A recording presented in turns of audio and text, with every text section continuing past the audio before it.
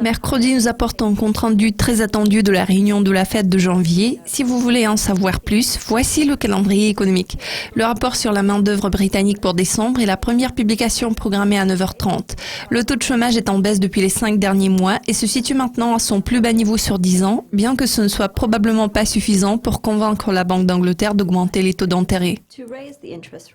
La Suisse doit publier son sentiment économique ZEW pour février à 10h. L'indice a connu une forte baisse en janvier, atteignant un plus bas sur 6 mois.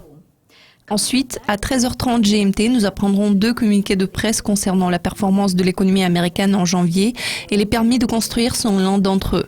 Le nombre de permis a glissé en décembre, bien que la demande de logements neufs demeure robuste. L'indice des prix à la production sera disponible à la même heure. L'indice a baissé en décembre suite à une forte baisse des prix de l'énergie qui a annulé un gain de 0,3% du mois précédent. La production industrielle des États-Unis pour janvier est programmée à 14h15. La production industrielle est en baisse depuis les 5 derniers mois. Le Federal Open Market Committee publiera le compte-rendu étroitement surveillé de sa réunion de janvier à 19h.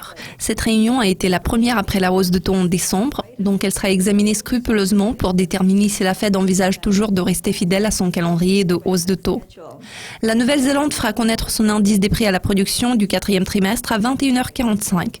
Les indices des prix des entrées et des sorties ont tous les deux rebondi au 3e trimestre suite à la hausse des prix de la viande et du lait. Le Japon publiera sa balance commerciale pour janvier à minuit moins 10. L'excédent commercial a augmenté en décembre car les importations ont diminué plus vite que les exportations. L'enquête sur la population active de l'Australie pour janvier sera disponible à minuit 30. Elle est d'une grande importance pour les traders du dollar australien. Le rapport de décembre a montré une performance solide dans tous les secteurs. Le taux d'emploi à temps plein a progressé tandis que celui à temps partiel a reculé. Vous avez regardé le calendrier économique pour le mercredi 17 février. Je suis Louise McCauley. Revenez demain pour apprendre la liste des communiqués de presse clés pour jeudi. Au revoir.